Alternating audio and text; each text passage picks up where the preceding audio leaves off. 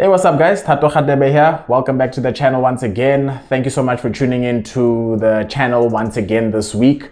If you're a new member that has just joined the channel for the first time today, I want to say welcome to this channel. This is where we speak about all things jewelry design, all things jewelry business. I show you behind the scenes of jewelry manufacturing, and we basically spend some time getting to know about this craft that is jewelry design. So if you're somebody that is interested in that kind of thing, this is the channel that you want to stick around and be a part of for as long as you possibly can. If you're somebody that's returning, I want to welcome you back to the channel. And I want to say that I appreciate all the support that I've been getting from the community over the last couple of months. Actually, last couple of years, if I'm going to be honest, since I've been doing this for some time now.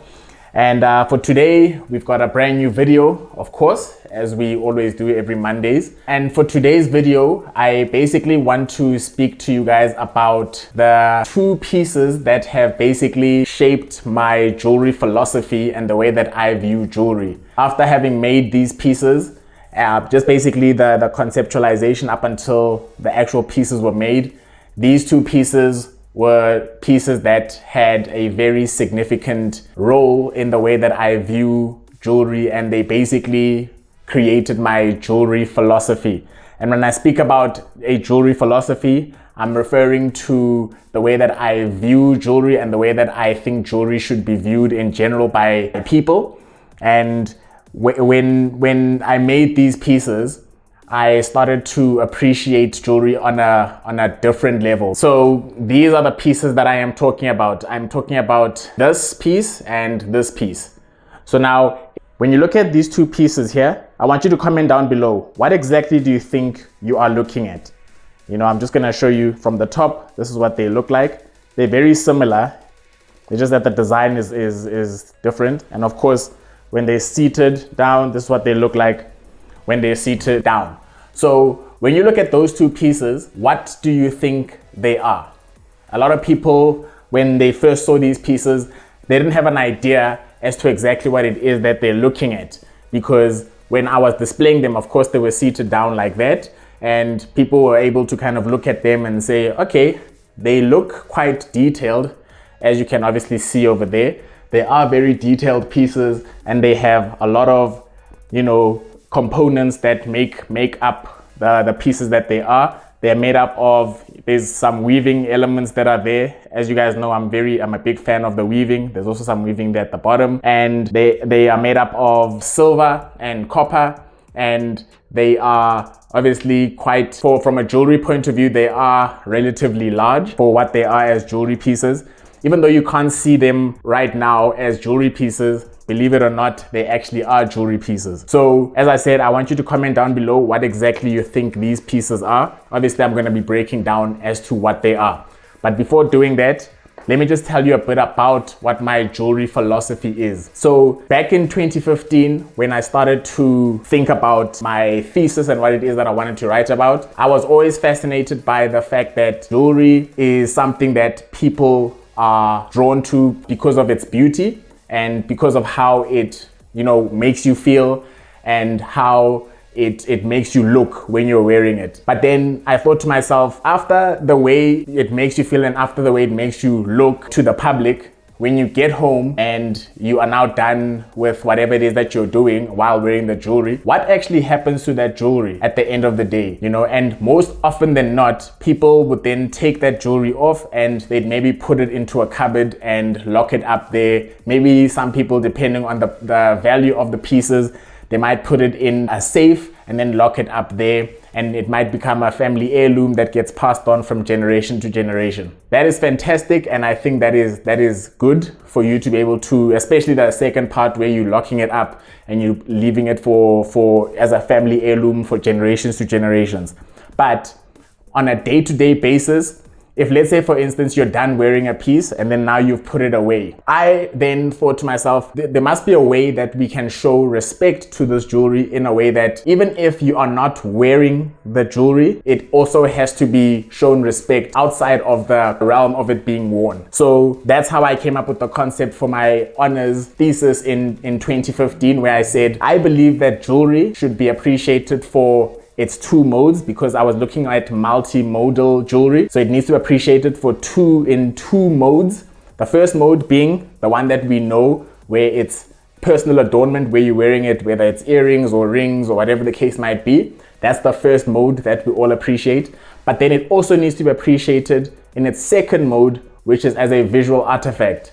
And what I mean by visual artifact is jewelry for me is a piece of art at the end of the day. And for me, when I was making these pieces and when I was thinking about the idea of what visual artifact would be for me, I thought that I had to make some pieces that were sculptural and visually appealing, which is what I think that these 2 pieces are. So as I've already said, we've already spoken about the pieces being, in this case, when you're looking at them, these pieces are in the visual artifact mode because, as I said, when you do place them down, they are able to stand as pieces of sculptures like that, right? But then if I am now trying to switch them over to their second mode where I want them to be worn, what has to happen? Let me show you something. So I'll take this and then I can just take it off. And then we've got ourselves a ring, as you can see there. And this is the stand in which it stands onto. So when you are out and you're wearing the piece, it's now in the mode of it being a personal adornment piece and you're wearing it as a ring. And then when you're done with it at the end of the day, to show it the respect that I am talking about, you take the ring off and then you place it on its stand like that, and then it's able to sit down. The same thing applies for this piece, where in this mode, it is a visual artifact, it's a sculpture.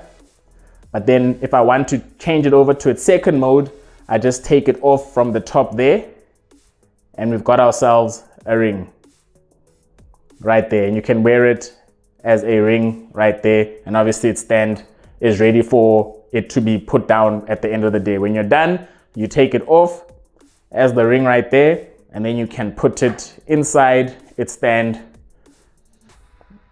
and then it stays right there as a visual artifact. So now, as you guys can see, I wanted to make sure that when everything is said and done and you're done wearing the piece also has to have a place of its own where it can be appreciated for something other than what it was traditionally made for. In this case, the traditional idea of why we wear jewelry and why we have jewelry is so that we can wear it on our body as a personal adornment piece, whether we want to show our wealth, whether we want to use it as a status symbol, or it shows your place in society as it was in ancient times. People wore jewelry for that reason. There's that reason, but there's also the other side of things where jewelry has to also then be appreciated for other than what it was traditionally made for. That's kind of what my philosophy is for jewelry. Because of how it makes us feel and all those things, we have to then also return the favor and say, thank you for what you've done for me. When I'm out in the public, people can see that I'm wearing these pieces. They're very beautiful and people can appreciate them for what they are. But then when we get back home and I am done wearing the pieces, I need to also then show that I show the same kind of respect and appreciation for the jewelry by putting it in a nice stand so that it can also be seen and appreciated for what it actually is. And I think something like this, it doesn't look out of place on your coffee table or even on your office desk if you've got an office at home or at your place of business. This can sit down on your desk as a piece of decoration that you have on your table, and it also then has that appeal of, after it's done doing that work of being appreciated for what it is as a piece of art, I can then obviously take it off and then wear it as a ring if I need to or whatever I want to do, And this has been my journey with jewelry, with my jewelry philosophy, as I was saying, where I after that I started to appreciate jewelry on an even more deeper level, because it's important that we keep as much respect for our craft as we possibly can in all aspects. And that was the beginning of it in my honors year. And then I continued to do the same for my masters, where I was continuing the conversation on multimodality. I didn't make any any pieces for my masters because it was a purely theoretical masters. But if I were going to be making pieces, I would have gone the route that I started off in my honors year. And as you guys might remember, I made a piece that was inspired by an owl. This piece right here. As you guys might remember, all these pieces were made using sand casting. And if you look at the piece itself, you can see that I put it in some soapstone. And obviously each of these pieces come out as rings. If I take these out one at a time, you can see that there's a ring there, there's another ring there. All of these things are basically individual rings that obviously then slot inside here. And as I'm saying, with them slotting inside here as they are, as I'm showing you right now, as you can see now that they're slotted inside here, this then can be placed down on a table like that, and then you can appreciate it as a piece of art which has an identity on its own. And on its own, as I said, it's multimodal. In this mode, it is a visual artifact, it is a piece of art. And then in this mode, if I were to take this piece out and then I put it on, this is the second mode where now it's a personal adornment piece that I can wear as a ring. So it's multimodal in that sense. That's why my philosophy has always been about multimodality and saying that jewelry should occupy two modes, one as a visual artifact and another as personal adornment.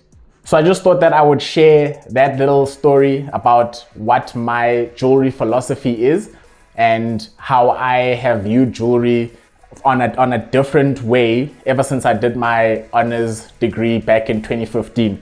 Both these pieces, believe it or not, since I made them in 2015, it's hard to believe that they are 9 years old. You know, next year in 2025, they'll be 10 years. And it's crazy to believe that I made these pieces that long ago. That's why you can see they're a bit tarnished. But after, you know, a polish, they should get back to their original state. So I'm very proud of these pieces, and you know, it is part of my academic journey having these pieces and making these pieces, because as an academic, it's important that I'm always pushing the boundary when it comes to what jewelry actually is, especially because I am a jewelry designer. And I'm hoping to continue this kind of trajectory, especially going into my PhD, which I will be doing really, really soon. And I really hope that I do not lose this kind of inquisitive nature that I have for jewelry, because it is something that we need to keep pushing as people who are in this craft right now. So please comment down below what your thoughts are on the jewelry philosophy that I have. Maybe you have your own jewelry philosophy that you'd like to share. Please let me know down in the comments, and I will then obviously be responding to those comments. So that's it for me for today. I hope you guys really enjoyed this video.